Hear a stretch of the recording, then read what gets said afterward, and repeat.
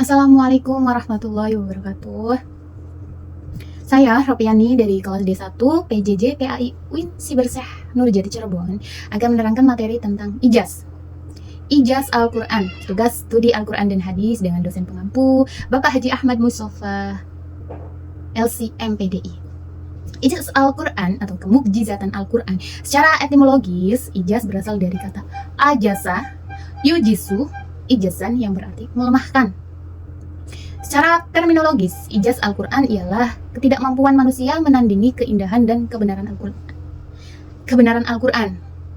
Menurut para ulama Al-Qatan, ijaz adalah menampakkan kebenaran Nabi SAW dalam pengakuan orang lain sebagai seorang Rasul utusan Allah Subhanahu wa Ta'ala. Kemudian ada pendapat dari Muhammad Bakir Ismail tentang mukjizat. Mukjizat adalah perkara luar biasa yang disertai tantangan dari Allah sebagai bukti kerasulan. Jadi kesimpulannya, kemukjizatan Al-Quran menunjukkan bukti bahwa Nabi SAW adalah utusan Allah yang ummi. Artinya tidak belajar kepada siapapun, namun mampu menyampaikan firman-firman Allah dengan keindahan dan kedalaman yang tak tertandingi. Kemudian macam-macam ijaz Al-Quran. Yang pertama, mukjizat material indrawi.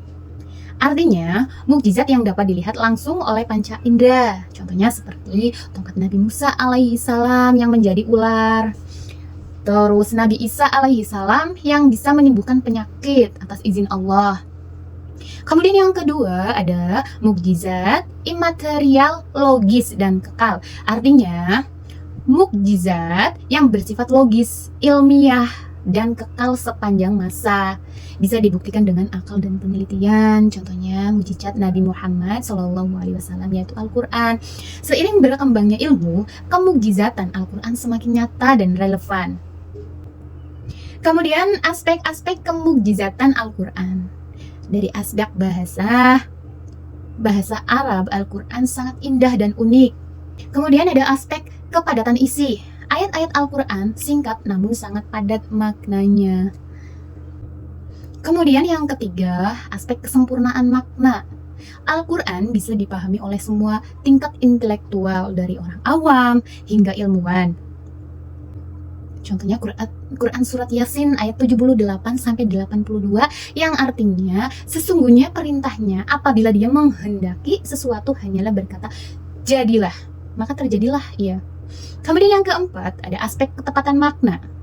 Al-Quran sangat teliti memilih kata. 5. Keseimbangan redaksi.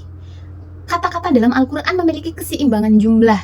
Seperti Al-Haya, kehidupan, itu ada 145 kali. Al-Maut, kematian, ada 145 kali. Kemudian ada mukjizat ilmiah. Al-Quran mengandung isyarat ilmiah yang sesuai penemuan modern. Misalnya tentang oksigen dan daun hijau, itu ada di Quran surat Yasin ayat 80.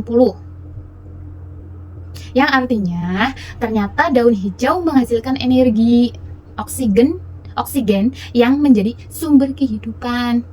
Tentang penentuan jenis kelamin, itu ada di Quran surat Al-Baqarah 223. Nah, kemudian ada mukjizat pemberitaan goib. Al-Quran menceritakan hal-hal goib yang baru terbukti di kemudian hari, seperti kisah Fir'aun. Seperti kisah Fir'aun di Quran surat Yunus ayat 90-92 yang artinya, maka pada hari ini kami selamatkan tubuhmu agar engkau menjadi tanda bagi orang-orang setelahmu. Terbukti dengan penemuan mumi Fir'aun di Mesir. Kemudian mukjizat penetapan hukum. Syariat dalam Al-Quran bersifat adil, fleksibel, dan universal, mampu menyesuaikan zaman tanpa kehilangan prinsip keadilan.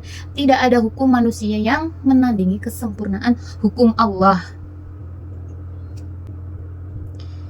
Baik, cukup sekian dari saya. Semoga bermanfaat, kurang lebihnya mohon dimaafkan. Jika ada kesalahan dalam penjelasan materi yang saya sampaikan, mohon saran dan penjelasannya di kolom komentar. Terima kasih. Wassalamualaikum warahmatullahi wabarakatuh.